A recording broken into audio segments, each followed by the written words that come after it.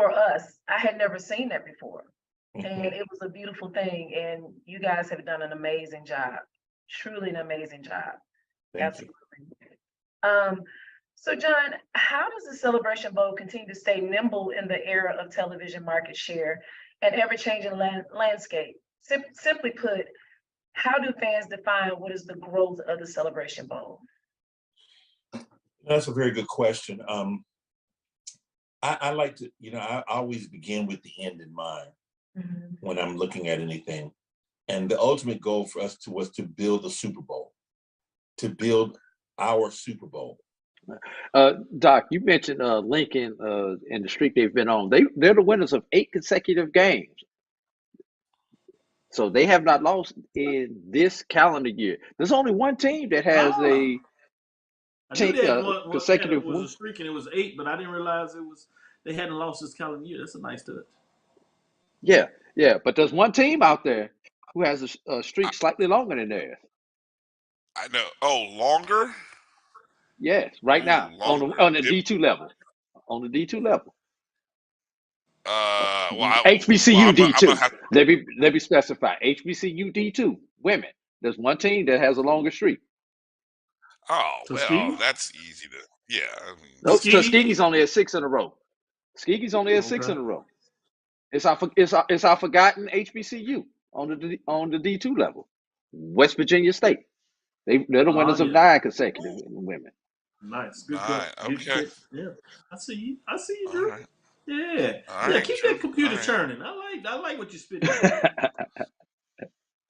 Great observation there, Drew, about the records in Division II. I want to do a breakdown of looking at people's non-conference later, because that's fascinating when you juxtapose it against Division I, which we know that's a different story, but still, I think it is interesting to look at. Brian, 11 of the 29 women HBCU programs on January 22nd have double-digit wins. Nice. It's over 1/3 have double-digit wins. No one is winless. Nice. And I still say 20 wins is a mark. I think 20 wins is still an actionable mark that you look at and say, oh yeah. That's I love that 20. I love that 20-win mark. It's still significant, particularly at the Division II level, NIA level. You get to 20. Sometimes at them, they get a chance to get to 25. Really looking good. Right. But at the Division I level, if you can get to 20 wins, you're really doing something. Sometimes that demarcation may need to be closer to 17, 18.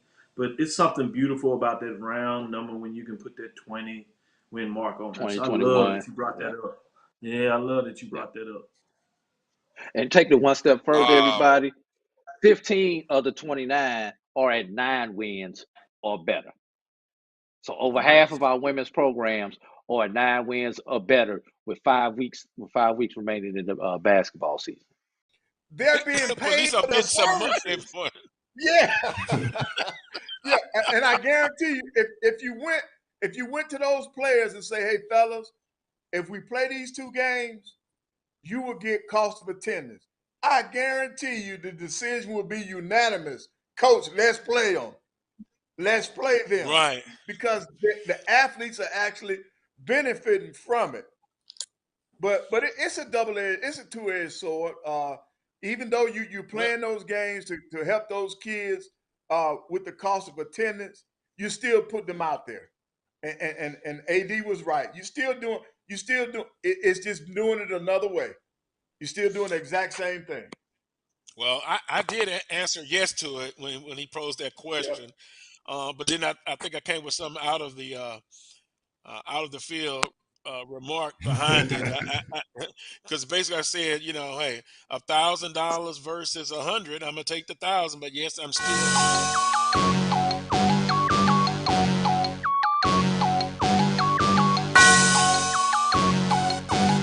Yeah. I love my HBCU.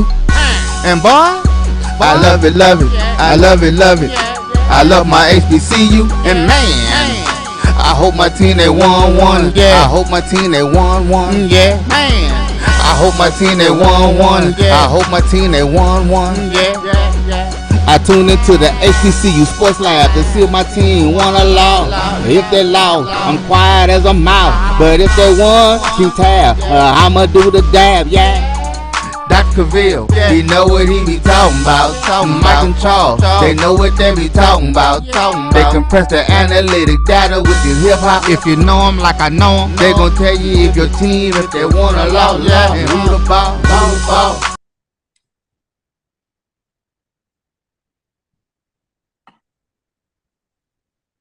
This is Dr. Cavil with Inside the HBC.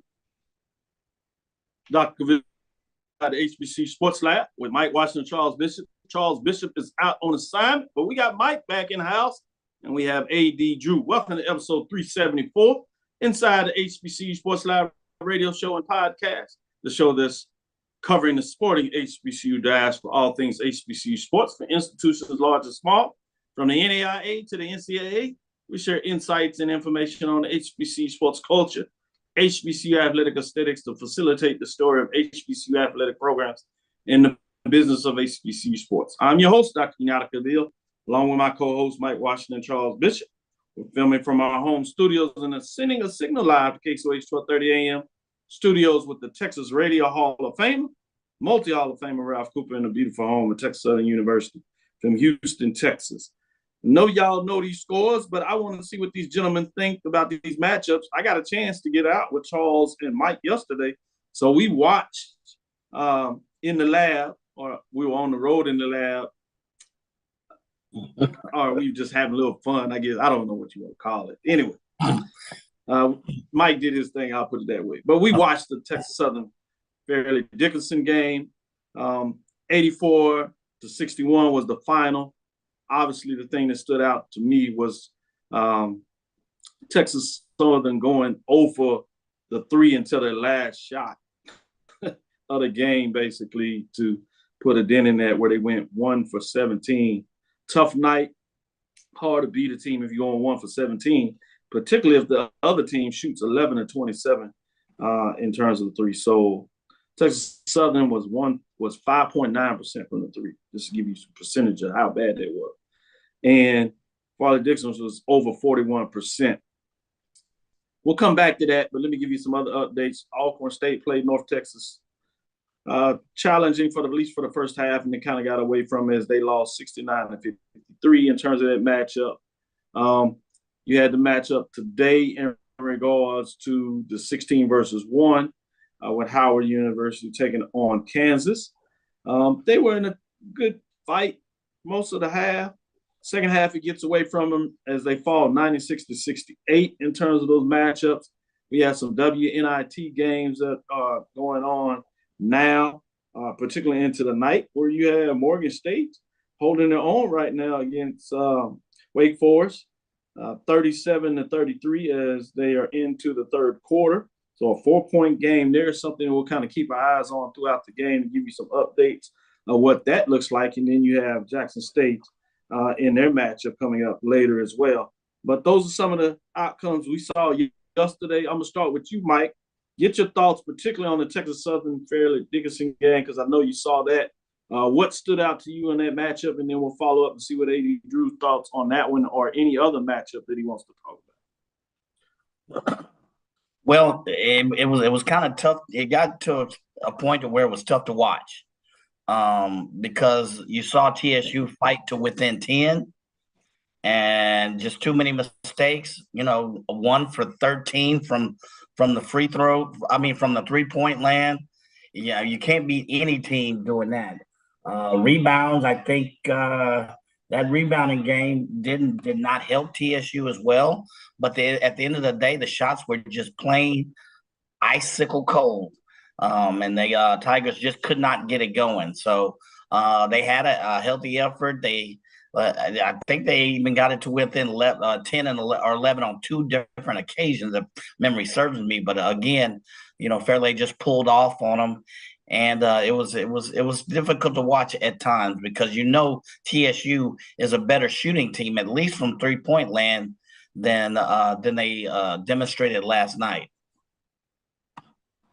Yeah, when you talk about that at the 10:04 mark in the second half, it was 54-44, and I said, all right, we got to match up and get it done. And it went the opposite way in regards to that. Now, I thought maybe they could claw their way in there. Had a couple of empty possessions that really allowed Fairleigh Dickinson to take over the game late and just pull it away. So great point when you talk about it getting down to 10 and you're like, hey, here we got something. No, not so fast. AD Drew, what did you think about this matchup in terms of just the scoring? In addition, a little bit of the Alcorn North Texas game, I should say. Yeah, I've spent more time watching the Alcorn North Texas game. I was kind of doing a triple role last night, co-hosting the ONG Strike Zone with Brian Nice. and Kelvin, was also producing, and still had the Alcorn North Texas game on the iPad. And ironically, I had the score you failed to mention, and I'm pretty sure you're going to get to it. Southern Women also lost their first forward matchup yesterday, 57-47 to Sacred Heart. So Chivalry's not big. I definitely mentioned the ladies out there. So, Dr. Cavil, I'm going to be honest with you. When you get to this time of the season in Division I basketball, be it men or be it women, my goal as a fan is to see one of our team make it to the weekend. Thus far, we 0 for the week so far.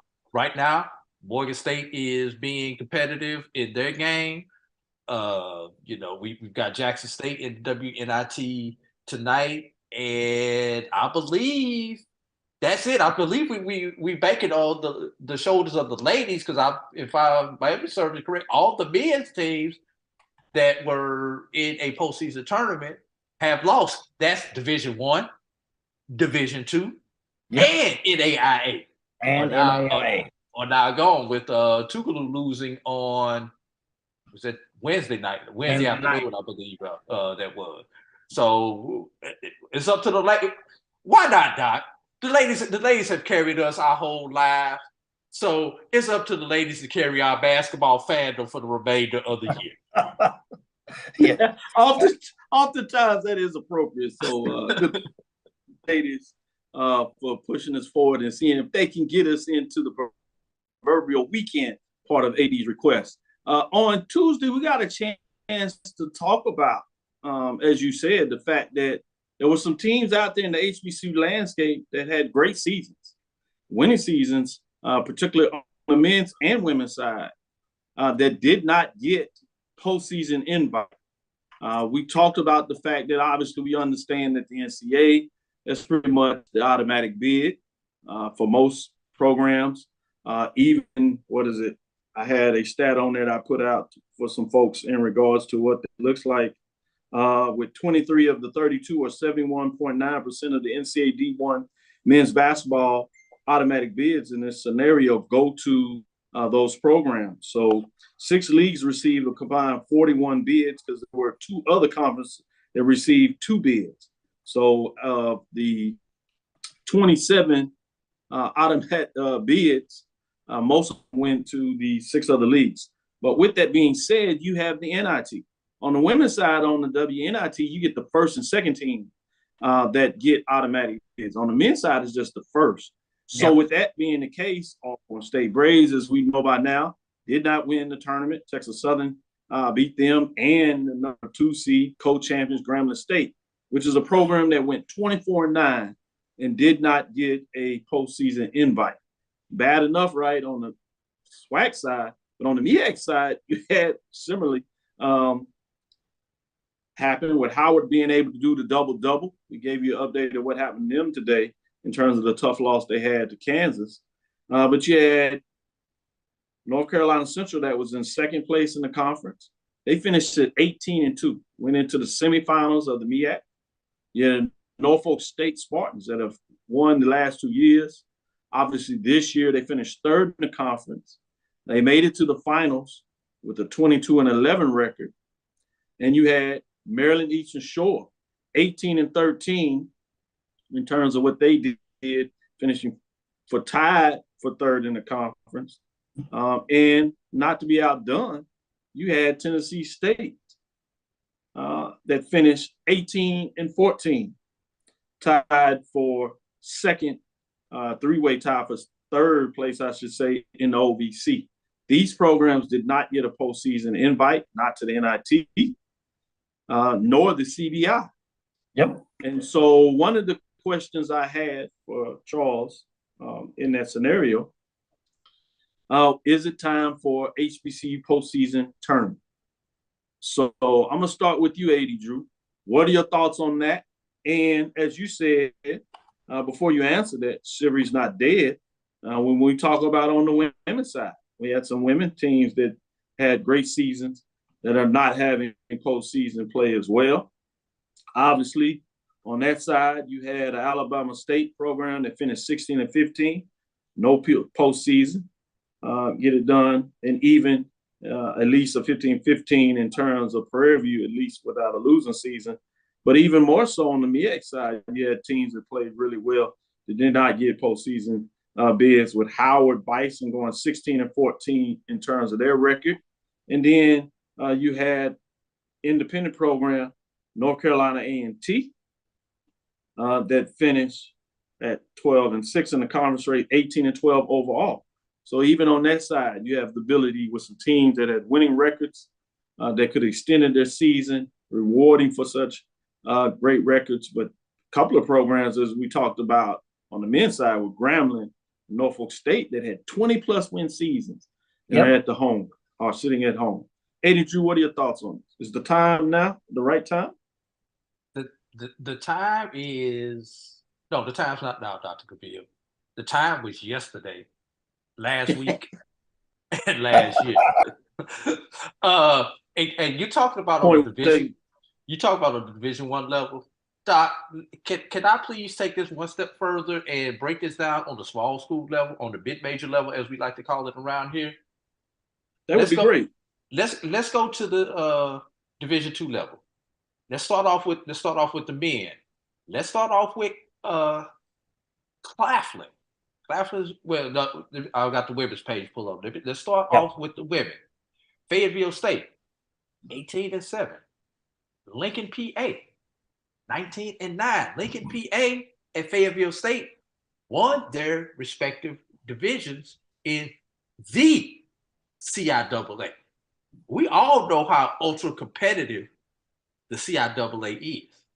So, we definitely need to talk about that. Now, and when you go over to the men's side, you had a 19-win Claflin team sitting at home. That's probably the only other team in the CIAA, men or women, that had a valid argument. But you know my favorite conference when it comes to Division II, Dr. Cavil, that's the SIAC. The SIAC. The SIAC. Yeah. Were it not for the eligibility question with Benedict definitely deserved a look. 18-9 on the season. Eastern Division champions of the SIAC. Morehouse, 17-9. But 3 of those 9 came against Division I programs. Yep. So 17-6, Dr. Cavil. When it comes to the Division II, when it comes to the Division II record. Nice. Switching over to the women. I've been on it. They talk about me because I went to Tuskegee and I've been riding miles. But Miles women, were it not for Tuskegee, would have been the representative out of the SIAC, 18-7. Yes, they lost to Tuskegee. They got swept by Tuskegee. Lost 3 to Tuskegee. Yep. 18-7, Dr. Cavil. 3 of those are to Tuskegee. With 3 of those losses to Tuskegee. 3 of those lost to Tuskegee. So 18-4 against the rest of the competition. The rest, now going down to the NAIA, I think, got the right teams into the tournament, both men and women. Right. But they decided to screw us with our seeding. Florida Memorial goes through the conference, the Sun Conference, with 1 loss. They lose their opening game, win the next 18 in a row in the conference. And you reward them with a 14 seed? Are you serious? Wow. Ridiculous. Russ gets a 9.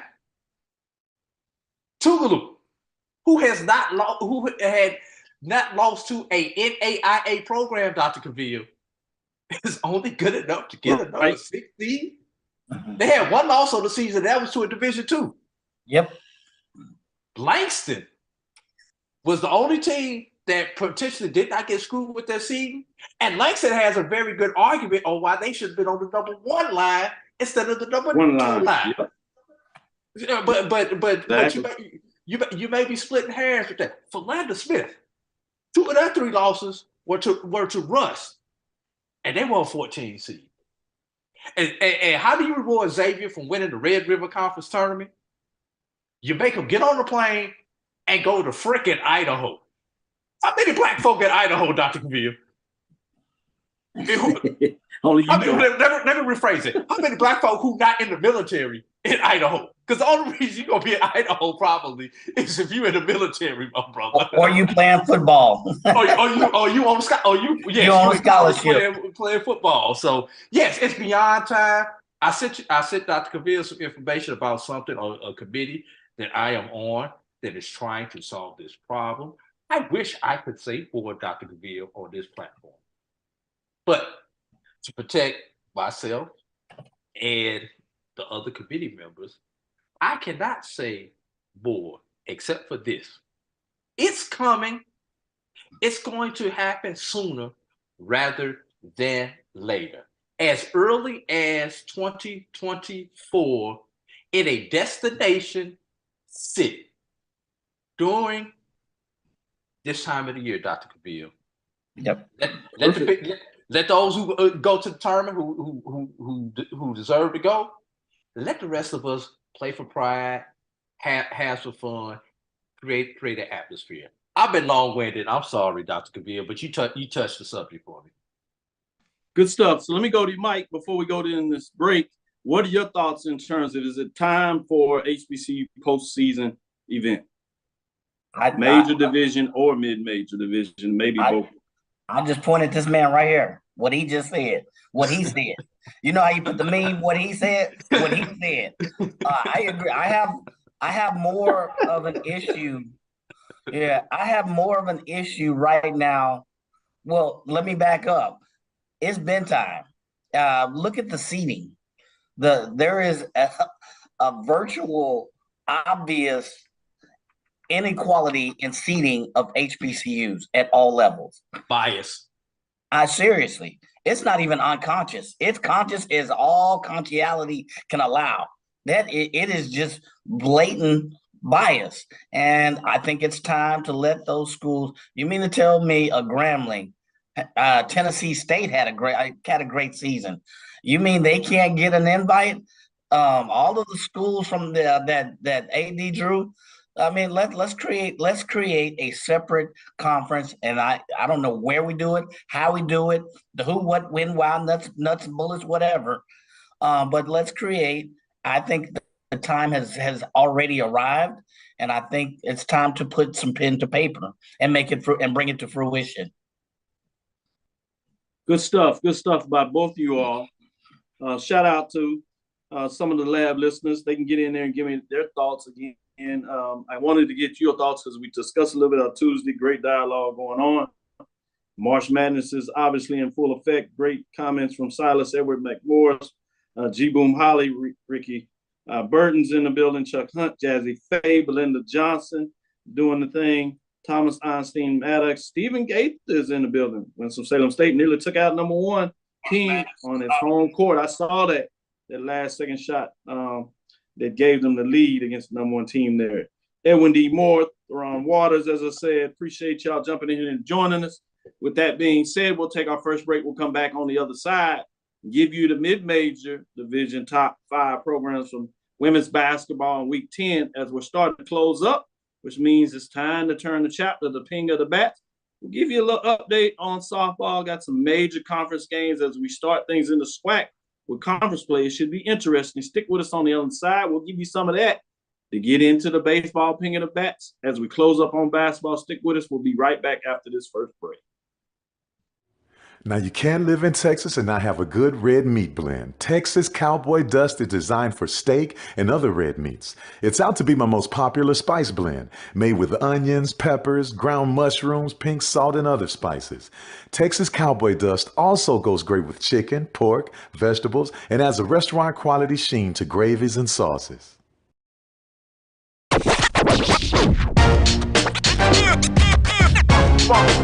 It's like a loop machine. All around town, people trying to get down. Vanilla smoked sea salt seasoning is for seafood. The tarragon and fennel bring out the natural sweetness in seafood. I also use it in rice dishes, on yams, asparagus, blueberry pancakes, and believe it or not, chocolate chip cookies. Vanilla smoked sea salt adds a salty and savory component to sweet dishes that create a symphony for the tongue. When you're looking for the latest information on Southern University sports, the Southwestern Athletic Conference, and HBCU athletics, there's only one place to go. Tune in to the Carlos Brown Show, exclusively on the Black College Sports Network. The Cavil Group is a Florida-based marketing and training consulting firm. We help businesses communicate to their target audience and engage them in conversation. We also help to expand their audiences, which will ultimately result in growth for those organizations.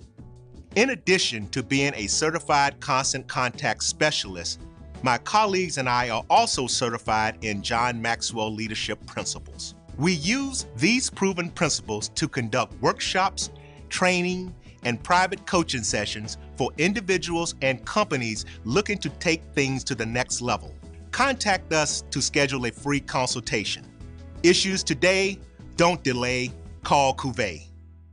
From novice to aficionado, find yourself here. High quality cigars plus personal customer service. Slow Burn is Waco's only mobile cigar lounge, featuring a meticulous, curated collection of premium cigars. Visit our website, www.slowburnwaco.com. That's www.slowburnwaco.com. Press the analytic data with your hip hop. If you know them like I know them, they gon' tell you if your team, if they wanna loud, and who the ball. So listen to Professor, yes sir, and pay attention, cause he gon' teach a lesson. This is Dr. Cavil with Inside the HBCU Sports Lab. Before we get into the mid-major division top 5 on the women's side, I did want to share a little more love with Jackson State and Memphis. Jackson State comes in at 21-9, Memphis at 20-10. This game will be on ESPN at 7 o'clock. It is the WNIT, that's the women NIT, and it's sold out. I thought that was a nice statement in regards to this matchup. It's sold out. So before we get in the top 5, Mike, any thoughts in terms of this matchup? Anything that you want to see Jackson State do to get it done, keep it close, ultimately push to get the victory? Well, obviously you want them to push to get the victory, but you kind of want an end of the year statement from Jackson State. That upset by Southern, the last minute shot. You want them to emphatically bring some thunder to the competition. I think playing Memphis is a good matchup. I'm not surprised, to be honest, that it's sold out. Jackson State brings a crowd. Memphis brings a crowd. I'm happy that it's sold out. It'll be the closest almost equivalent to maybe two, maybe a full HBCU and a half a HBCU school playing each other. Because if you look at Memphis and you look at their structure and you look at the composition of their student body and some of their teams. But I'm kind of excited about that matchup. And I think Jackson State's got a chip on his shoulder. I think they'll want to show that, hey, we are Jackson State. We probably should have been somewhere else. We let Southern, we let Southern in the game, and they stayed in the game. But I think Jackson State will have something to say about this game. Eddie, Drew, your thoughts before we get in this top 5 on this matchup? Should be good. I'm gonna make a confession. When I was looking to go to college coming out of high school, then Memphis State was on my list of schools that I was seriously considering. It was probably the only non-HBCU that I was considering going to. So I've always had a little bit of an affinity for Memphis University, now then Memphis State, when I was coming out of school. And this I'm assuming this game is in Memphis, and correct. Yeah, yep. I mean, we already know what they do with the Southern Heritage Classic, so this is the best thing that Jackson State folk don't get. Exactly. In Memphis for the Southern Heritage Classic now, because they're not going back to Memphis no time soon for football, at least. So all the Jackson State fans, this is the only time to see the blue and white, blue, red, and white. But Jackson State is probably one of the few HBCUs, not the only HBCU, who has the physical specimens that can match up with a Division I. They have the front line, which is where a lot of our HBCUs lack when they go up against those high D1 programs. Jackson State does not have that problem. Jackson State, most of our HBCUs have small guards. Jackson State does not have small guards. So they have the ability not only to match up and beat Memphis, but to make a deep run in the WNIT. But I've got a question for y'all before we get to the polls, Dr. Cavil. Hey, anybody tell me where the women's Final Four is played at for the WNIT? We know the men is at MSG. I've never paid attention long enough to see where the women's Final Four is played at. Could anybody please tell me? Yes, a good question. I have to check that out in regards if it's a neutral site or if they play at the home site. Because obviously the men go to New York, which has been a pillar destination, and you just added the WNIT a couple of years ago, but hadn't had a chance to really hit on that in terms of watching that. With that being said, let me get into poll rankings before we get too far ahead of ourselves in terms of these teams that are coming in. Dropping out this week was West Virginia State, Yellow Jackets, sitting at 22-6, 17-5. Now, for those that are receiving some votes, were Fayetteville State, Broncos sitting at 18-7. Yeah, West Virginia State, Yellow Jackets that are also receiving votes at 22-6. And Lincoln, Pennsylvania Lions close out those receiving votes at 19-9. Let's get into the top 5 programs, I should say, that are on the women's side. Moving in at number 5 is Elizabeth City State Vikings, sitting at 19-11, 14-2. 16 points as they remain at the 5 spot. In terms of the number 4 spot, we have none other than Philander Smith sitting at 22-5, 17-5, 37 points. They were not ranked, the Panthers there, so they jump in the top 5 as West Virginia falls out. Bringing us to number 3 on the list is none other than that Rush Bearcats, 22-5, 12-2, 43 points, 5 first place votes. They jump up 2 spots as they get a run in the tournament, get a victory and a loss. So they did get to play multiple games in the ANI tournament. One of the few on the women's side that did that. Bringing us to number 2. At number 2, we go back to Florida Memorial Lions, 24-5, 15-1, 51 points. They move up 2 spots from the 4 spots. These 2 of the programs that you heard Drew talk about in regards to the type of season you had, and you see it proven out in terms of the rankings. Number 1 should not surprise you. They've been here holding it down for a while. They got all first place votes. Season ended at 22-3, 19-0, 60 points and one first place. At the first place ranking with 6 first place votes. Got it done solidly there in terms of how they close out the season, losing an NIA tournament. Let me go to you, Mike, first in regards. What are your thoughts on the number 1 ranked Tuskegee Golden Tigers for week number 10?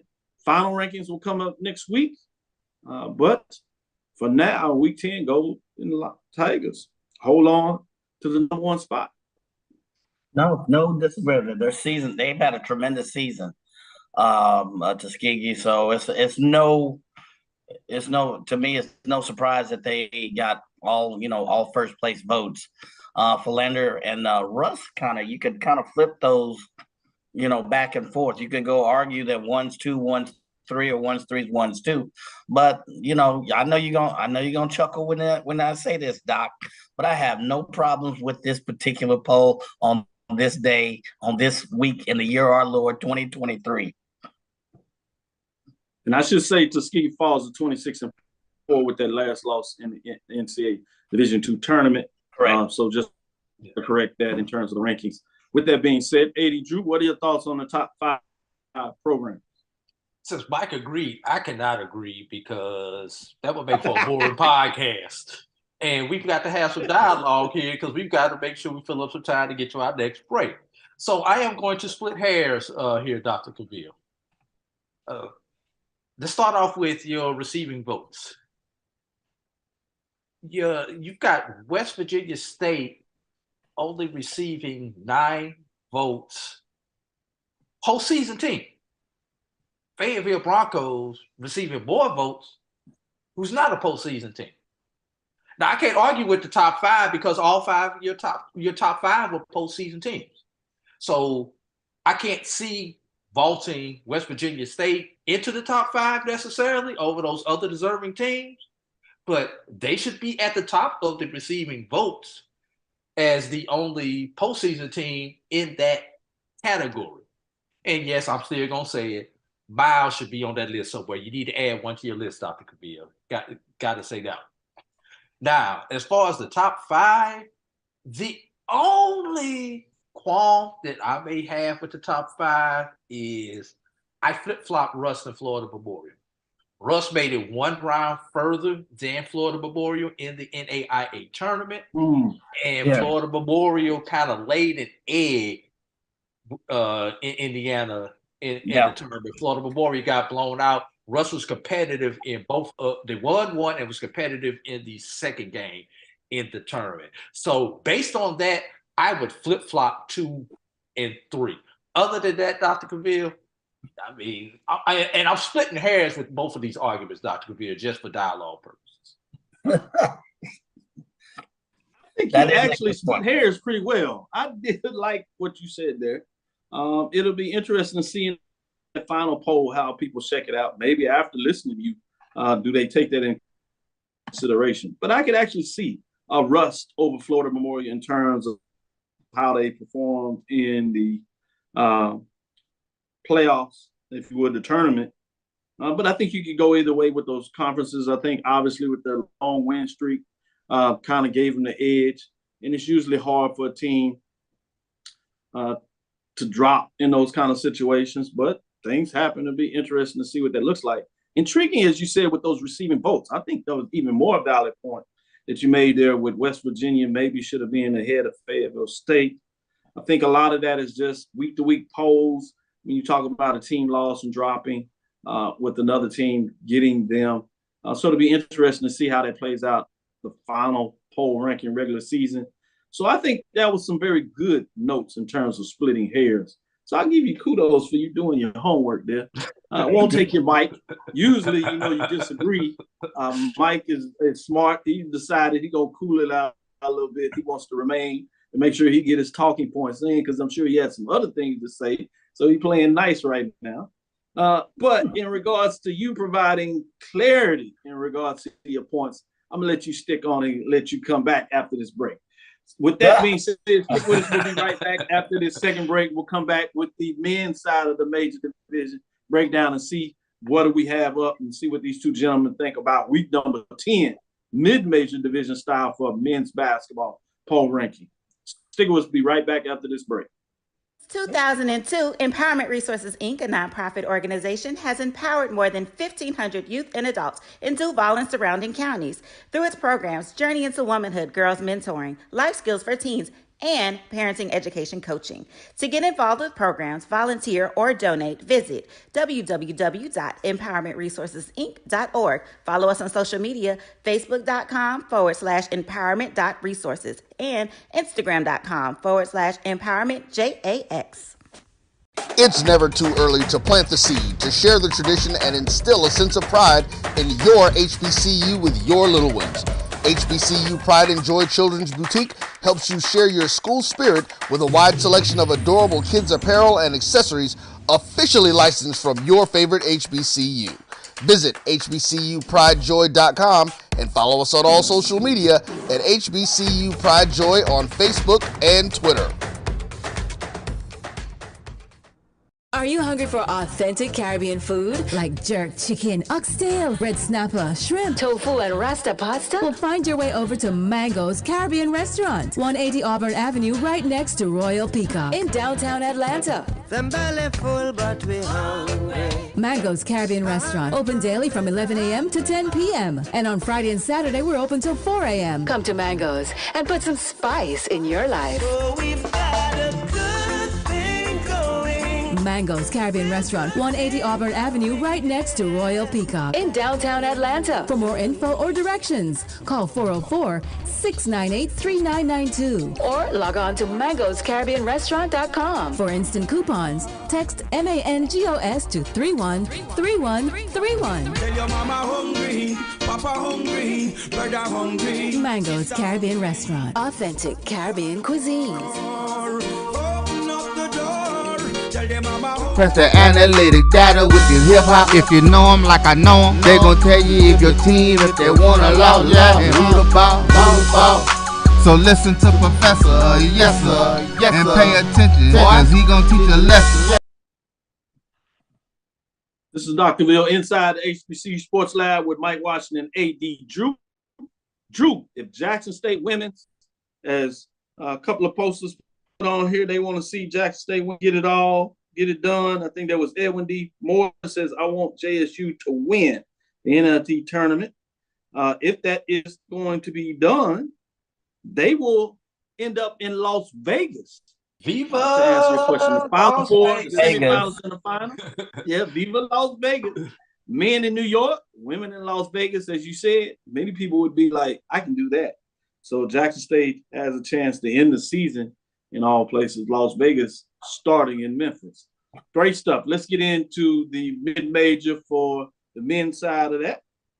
Shout out to Edwin D. Moore, making sure that he wanted to answer to AD Drew's questions of seeing where Jackson State would end the season if they cut down the nets for a champion WNIT. Las Vegas. But with that being said, let's look into the mid-major division for the men this week in week number 10. Couple of teams dropped out. Tough weekend on the men. Tuskegee Golden Tigers 20-8, 15-5. Philander Smith Panthers 22-7, 10-4. So receiving votes were those teams. Philander Smith ahead of Tuskegee. Be interesting to see what AD Drew thinks about that. Not just them dropping out, but where they drop out in receiving votes. You may have some concerns there too. 22-7, 10-4, 20-8, 15-5. But if he does, I'm sure he'll give a great rationalization for it as he is in class and make sure the lab listeners are taking their notes. Also receiving votes is Claflin Panthers, 19-6, 15-5. West Virginia State Yellow Jackets hang on to receiving votes at 20-8 in terms of what they look like. So let's get into the top 5 and see where things changed around this week in terms of those programs. At number 5, Virginia Union Panthers, 23-7, 12-4, 41 points. Were not ranked, but they jumped in the top 5 after having a tough CIAA tournament. They come back in the playoffs and make it to the second game in the tournament, winning the first game. So I think that gave them a little bit of edge as they had a run in that matchup. Winston-Salem State, you heard earlier, could not hold on the victory. Upset. You would have had a rematch, would have been interesting. But at number 4, As we keep going, we have none other than the Miles Golden Bears, 23-6, 15-5. They were not ranked, 53 points. Obviously did do very well in the Division II tournament, but they found a way to move into the top 5 in terms of just a significant season, 23-6, 15-5. At number 3, we continue to get and move up the top of the polls. We have Winston-Salem State Rams, 20-8, 9-7, 61 points. They move up 2 spots as they went to the buzzer and lost to the number 1 team on their court as they tied up the last part of the games. But a costly non-rebound gets put back in the basket, and they go down in the NCAA Division II men's tournament there. Bringing us to number 2 as we continue to move up the poll rankings. At number 2, we have none other than Langston Lions, 27-2, 20-2, 3 first place votes, 76 points as they remain number 2. AD and Drew had a great interview with the coach this past weekend as they went into their matchup. They lost a tough one on Wednesday to a team that seems to always be in the race for a championship over there in the NAI program, which is part of the concern AD talked about in terms of seeding, but could not quite get it done against Georgetown of Kentucky. But you talk about a great season, a 30-plus win, a really 60-win turnaround when you had 30 losses moving into 30 wins. Crazy in terms of what they're able to do. But in some people's mind, people kind of question whether Langston should be number 1 or number 2. But if you take it about the depth of how far a team goes in the tournament, it looks like the poll rankings may have had it right in terms of what they did the previous week. But at number 1, you have none other than Tougaloo Bulldogs, 28-1, 14-0, as they add the second loss there in terms of when this poll comes out, getting to both of these teams getting the 30-plus wins as they go into the tournament and take those losses. But Tougaloo gets into the final 18 programs while Langston just gets to the Sweet 16. So interesting updates on some of those records, as I do want to make sure everybody knows they did get to 30 wins on both of those teams, and you add a loss in terms of them getting their first loss Tuesday and Wednesday, respectively, as you got the win on Tuesday, get to the 8, but a loss by Tougaloo on Thursday. Tough loss as we watched everything go down with the Langston getting lost there. I'm going to start out with you this time, Drew, in terms of what are your thoughts in the top 5 on the men's program? And you know, I like to take your full poll, including the receiving votes portion, which a lot of people overlook when they I like that when they go through these polls. The only thing I can say about the receiving votes portion, Dr. Cavil, I am mad that in the discussion that we had in segment 1, I failed to mention the West Virginia State Yellow Jackets as one of those teams that was left out by the Division II committee. Right. And the fact that you put them on your poll, babe, it has upset me that I actually forgot to mention them. So that's on me, though. That's not on you. That was not on you. Thank you for putting West Virginia State out there. But that's what these polls are about. They're about conversation, and we just had a conversation. We mentioned a team that we normally wouldn't mention, probably. Now, for your top 5, Dr. Cavil, 1 and 2, hit it on the head. Now, here we go with the splitting hairs. I may have some re-ranking of 3, 4, and 5. You have the right teams there, but we may need to possibly look at shuffling them around. First of all, what you got? I dropped Miles from the 4 to the 5 slot, just based purely on the tournament game that they played. They were the only team that went in and was blown out. Let's be real. They lost the game by almost 40. All right, so that drops Miles down to 5, and the 2 teams receiving votes behind them. The top your top 7 were all 7 of the postseason teams. So I have no argument with that. Now you get to Winston-Salem and Virginia Union for the 3 slot to 4 slot.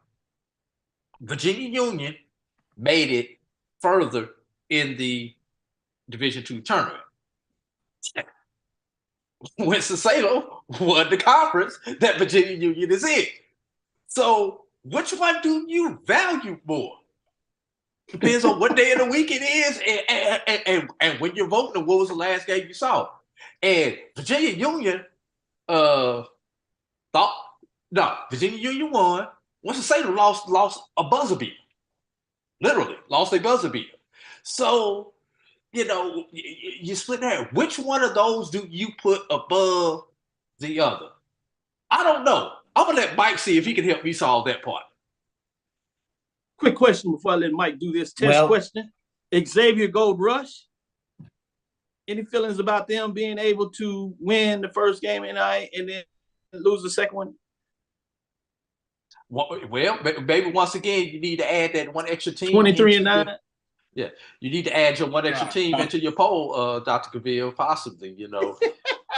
I knew I'd get him with the test question.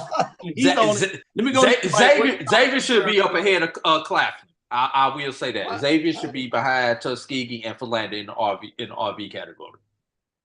I like that. Good stuff. Mike, what do you think about the poll ranking? Same test question to you. What are your thoughts on Xavier in terms of not possibly should be in some of these poll rankings, even maybe in the top 5? And if you do, who you push out? Miles. I don't know if Miles should be in the top 5. And it has to do with the criteria. What is the criteria you're looking at? What data points are you looking? Are you looking at regular season and conference and any conference tournament, or are you looking at how they did the tournament? Miles got blown out. I don't think you get points for that. So I would move them in place of Xavier. I mean, but switch, put Xavier. If you're gonna put them anywhere, put them in number 5. You could argue that. I think Virginia Union should have been a little higher. Yes, they didn't go as far but I think they had a stronger season. They had a stronger. I don't know if we look at statistics enough as well. And you could look up and get somebody. You could get an opponent that is more equally matched or closer in the play. So I think you should weight that unless they go deep into the tournament, I think you should weigh that with, get that a less weight and look at the totality of their season. So that's why I say Miles should come out, put Xavier in there. Virginia Union should move up. So who's 4 and who's 3, Mike? That's the question. Winston-Salem or Union? Union, in my opinion. Nice. Great dialogue. Great dialogue, gentlemen. Before we go to this last break, let me give a shout out to Brother Wendell Davis, Stephen Gaither, always showing us love. Appreciate him. He loves on those Thursdays when we get into the NIA and particular Division II. Just as much as you love the SIAC, we got Stephen Gaither that loves the CIAA, boy. We're going to have to come on and do a battle one day, a conference battle. Certainly. That's in the works of the plan to do that a little more often. HBCU Heritage Center, shout out to them in terms of what they continue to support. Great dialogue. Keep it going in the chat zone. With that being said, we'll take a late break, come back on the other side, and we'll talk a little bit poll rankings in terms of what Brian and they did on the softball. And then we'll give you some key matchups to think about in terms of baseball this weekend as they get the ping of the bats going in the conference play for the SWAC. Should be an interesting season. And we have a top 3 matchup, if you would, in one of the games this first weekend getting off the bat. Boy, you talking about starting on fire. We'll be right back after this last break. Stick with us. So we'll give you some more information about your HBCU sports on the other side. The human voice has always connected audiences with experiences. Major brands all across America have trusted Kever's voice time and time again. Conversational, powerhouse, intelligent, and sincere. That's the voice you need for your creative marketing process. KEAVERSVOICE.com. Kever's Voice, Kever's Voice, KeversVoice.com. Always on, all the time. This is Brian Fulford. AD Drew and I are co-hosts of the BCSN Sports Wrap. We talk about all things related to HBCU athletics. From the games, teams, coaches, and fan interest stories, we cover it all. You can find our shows on Facebook at BCSN Sports Wrap, YouTube at MyJBN Online, and everywhere you listen to podcasts like Anchor, Spotify, Google, and Apple Podcasts. You can also find the show on the Jericho Broadcast Network's app. Make sure to download. We look forward to you joining the conversation and being a part of the show. T. Madden & Associates is a sophisticated and experienced law firm located in your neighborhood. We're turning injury to cash. T. Madden and Associates obtained almost $2 million for my injury. They turned my injury to cash. Now, we can't guarantee how much your injury is worth, but we've recovered millions for our clients. Call T. Madden and Associates at 833-PAID-123. That's 833-PAID-123. Press the analytic data with your hip hop. If you know them like I know them, they gon' tell you if your team, if they wanna lose, and who the ball. So listen to Professor, yes sir, and pay attention, cause he gon' teach a lesson. This is Dr. Cavil's Inside HBCU Sports Lab. Great dialogue going on. Appreciate the lab listeners as they're giving it to us. Let's get into a little bit of softball. Brian and AD made sure Siri's not dead, as I like to say. They gave us a ranking for softball. As you know, they like to break it down with the NIA Division II and Division I programs. So let's see if we can pull that up and talk a little bit about that in regards to what that looks like on the softball side. They have Tennessee State as the top program right now in softball, with Alabama A&M right there behind them, sitting in that same area. Fascinating. Then you go down to the state of Florida, you got FAMU. You know, I usually like to read this in descending order, so I'm not even taking my own lessons here, but just got excited seeing this. Grambling State at 4 and Norfolk State at 5. So as we would say, at number 5, Norfolk State; at number 4, Grambling State; at number 3, Florida A&M; at number 2, Alabama A&M. The Ag schools got it going on. Number 1 is Tennessee State. So if you're talking about the SWAC, you have Grambling State out of the West, but you have 2 the East. You got a MEAC program in Norfolk State, and then you have an independent Tennessee State. Should be interesting to kind of see how this flow ebbs and flows throughout the season. Let's get into Division II. At number 5, Kentucky State, SIAC. At number 4, Miles out of the SIAC. Tuskegee out of the SIAC. I think we see a frame going on here. At number 2, Edward Waters. Guess what? They moved. So now to the SIAC. At number 1, Albany State not only is getting it done in the SIAC, as the entire SIAC doing it, but the number 1 overall. Can we talk about bias here? Like, CIAA could be CIAA in the hunt. It could be that the SIAC is just as strong. You got to remember, in terms of CIAA, it'll be interesting to see what they do with softball. Unlike baseball, where they only have 2 teams that actually have a program in the conference. Right. Sometimes you see that weightiness from that. Let's go back and look at the NIA programs real quick. Make sure we give them a little love. What they would, Dr. Cavil, with softball, we went with the football route. We combined all the NAIA and Division II for softball and baseball, because makes sense. Well, let me take that back. I believe maybe there is a little bit of biasness when it's all SIAC, but we'll see. We'll check out a little bit. Yes. Let's go to baseball on this side and look at the mix of what we refer to as the mid-major division. In regards to that, we'll start with the major division first. At number 5, you have I guess we'll do mid-major. With number 5, we'll do Texas Southern. At number 4, Bethune-Cookman. At number 3, Alabama State. At number 2, North Carolina A&T State. And number 1, Jackson State. Fascinating, because this poll ranking is a computer algorithm, so it's based on the various measurables in terms of win records, rankings of the conference, various things in here that they put in there. Strength of schedule. So this is not just people voting. This is about algorithm telling you a frank in terms of strength. So let's get in there for the Division II. I think the algorithm is off. There's no way Jackson said that's not. Something is wrong. That Florida algorithm Memorial has a is bug number or something. 5. Listen, Miles at number 4. At number 3, Savannah State. At number 2, Talladega. And number 1, Albany State. Number 1 in both men's and women's. So Albany State certainly is getting it done. That would correlate in some degree in terms of the Black College 9. I'll give you a little bit breakdown then, because I want to ask these gentlemen about some of the matchups this weekend in the SWAC in particular. as we get into it before we get too far along.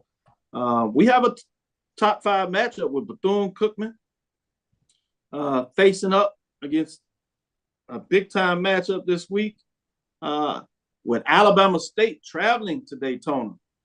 Whether you're looking at some of the poll rankings and talking about the Black College 9, this would be a top 3 matchup with number 2 Bethune-Cookman hosting number 3 Alabama State in terms of those rankings. So I'm fascinated to see what that goes on. We also have another top 10 matchup when you talk about, surprisingly for some, Alabama A&M and Jackson State. One thing that is different about the Black College 9s at the beginning of the season, they essentially do the votings every 2 weeks. So this is as of 3/5/23. So a couple of things have happened since then. So take that as you consider this. But Alabama A&M has made a statement early in this season, particularly what they did over those first couple of weeks in those HBCU Classic, namely in the MLB Classic, in terms of what they're doing with the baseball program. As such, you have the number 4 team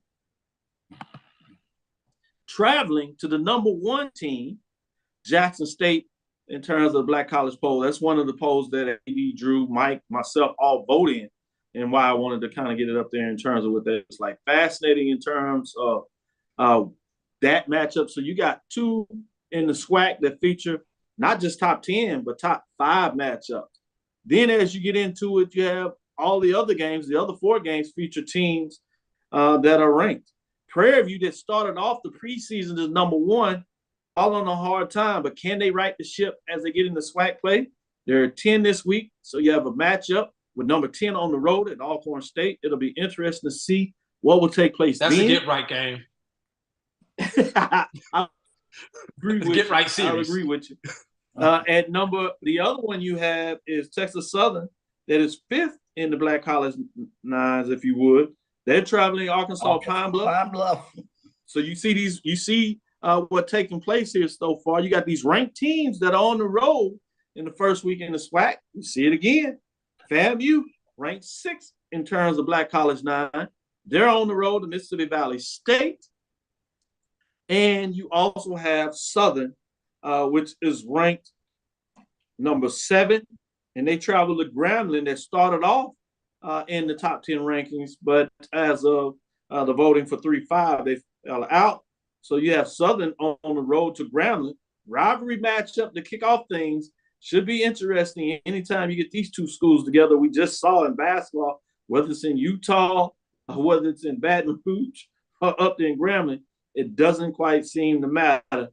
It tends to be an intriguing matchup. But this one features number 7 on the road at Grambling. So you have all of your top seeds on the road this weekend. So a couple of things for you all to break down. Mike, what are your thoughts going into the baseball season this first weekend SWAC?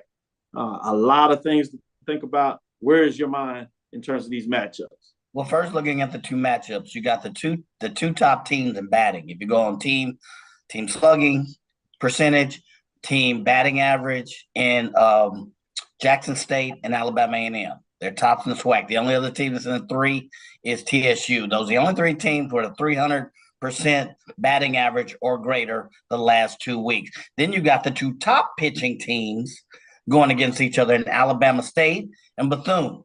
So you're going to see the 2 top pitching teams playing each other and the 2 top batting teams batting each other. So that's what stands out to me, at least initially. Jackson State has been their top 3-4 batting team for the last 5 years. You can do the math. Alabama State has been the top pitching team up until recently. The only other ones that had subpar 3 ERAs, not North Carolina A&T, and Bethune. And Bethune has the best team ERA. So it's interesting if you start looking at the data and how these teams are performing. 2 top batting teams going against each other, and Jackson State and Alabama A&M, and the 2 best pitching teams right now to this point in Bethune and Alabama State. So those kind of stand out right now. Man, great breakdown, terrific matchups. So you can see it either way you want it in terms of pitching matchups or hitting matchups. We'll see what plays off. AD, Drew, what direction are you going with some of these matchups? These top seeds on the road get right games, as you said, a couple of them, or you looking at these top matchups that feature these top 5 programs in the Black College 9 polls, some of the top programs in the strategic rankings that you all have as well. Which direction are you going? You know, I gotta go off the beaten path, Dr. Cavil. It would be AD Drew if I stayed on script. But I do have a question. Alabama A&M has who this weekend and where? Jackson State. They're on the road to the number 1 team, Jackson State. Yeah. Okay. Reason I asked that is, as everybody remembers last year, Alabama A&M was playing with essentially 2 arms tied behind their back, losing their home field at the beginning of April. Yep. And they were starting to make a little bit of a rumble. They weren't quite making noise last year. Now, this year, they came out making a little bit of noise. Question is, we know who the big 4 in the East are. Jackson State, you got Jackson State, Alabama State, and the 2 Florida schools. Yeah. And A&M, the Alabama version, make enough noise to bump one of those big 4 out on the east side of the tournament. That's what I want everybody to watch this year. And who will that be? Because I think Alabama A&M can make enough noise. The question is, who's going to be sitting at home? Do the Florida schools just go right down the road to the beach? Or is it Alabama State having to fly, go down? It's going to be one of those 2 Florida schools. I hate to say it. Yeah, it's gonna be right now. It's looking like Florida A&M. Exactly. I have to ask that good question. But also, Dr. Cavil, now here's my off the beaten path. We forgot about our former MEAC brethren over there who are now HBCU independents. Just so I can give everybody a quick update. Delaware State, Norfolk State, all the teams lost in the weekend series. Delaware State, Norfolk State were able to take 1 game, whereas Coppin State and Maryland Eastern Shore were swept last weekend. So looking at this weekend schedule for our former MEAC schools, Coppin State is on the road to Merrimack. Merrimack is a team that is 2-9 overall, Dr. Cavil. Still be an opportunity for Norfolk to get some wins. They're 2-1 in the conference, but they're 2-9 overall. So that should be an opportunity for Norfolk to get some wins. Maryland Eastern Shore is on the road at LIU. LIU, 1-14. Opportunity to get some wins. Maybe these are get right games in the NEC. Going on out. Delaware State hosts Central Connecticut. 5-3. 3-0 in conference. And finally, Norfolk State has a non-conference series against VMI, Virginia Military Institute. Yeah. And give me a second. I'll tell you exactly what their record is, since they're a non-conference. It's not on that. They are 10-8 overall. Now, the one thing that you notice about those northern schools, that they haven't played that many games. So keep that in mind. So it's hard to judge them right now because they don't have the games, whereas a lot of these SWAC schools are into their 20s now as far as total games played. Some of these teams haven't even made it to their teens yet, to their double digits. So, we're going to have to wait a little bit to judge those schools, which is why you don't see those teams in the Black College Sports Network ranking, and not a lot of them in the Black College Nines ranking. Let me ask you this. If they did have it, here's another data point, or played 20, do you really think that they would supplant some of the schools that you have now in the Black College Nines poll? Do you really? Well, I think maybe one team out of that group could sneak into possibly a top 5 spot. Yep. But as a collective, no. Okay. Yeah, I agree with that. I'd agree. Great point, because you talked about the starting season. I think you had Norfolk State and Coppin in that top 10, but because of the records have fallen out. And the interesting, you talk about Merrimack, that's a Division II program that's reclassifying, moving up. We talked about in basketball, Fairleigh Dixon, they got the bid. They actually beat them in the tournament and twice over the season, but because they're not eligible to go to the tournament, Fairleigh Dixon's got that bid into that. Similar thing for baseball. So great point, fascinating. It's an opportunity to get the win. We'll see what that looks like and give you some updates next week.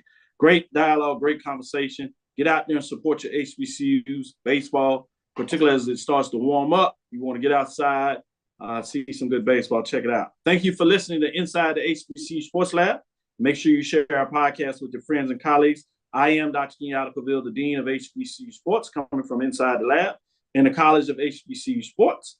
Again, we want to thank you for listening to Dr. Cavill's Inside the HBCU Sports Lab with Mike Washington and Charles Bishop every Tuesday and Thursday at 6 o'clock. I want to say thank you to AD Drew as the professor jumping in here. Remember, he's been elevated from clinical professor, so he's full-time now in terms of his status as he's on the tenure track. We'll see if we make sure he gets his regular airtime. We don't want any trouble with the provost. We look forward to next week as we discuss the latest in the news in the lab. Follow me, Dr. Kenyatta Cavil, on Twitter, Facebook, and Instagram. That's DrKenyattacavil.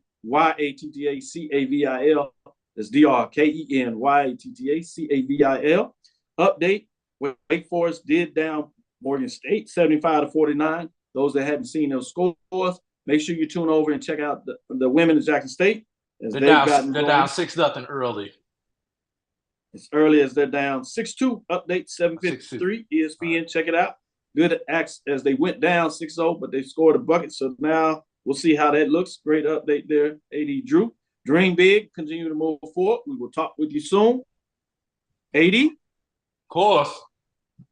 Mike? Lecture. Dismiss. Well,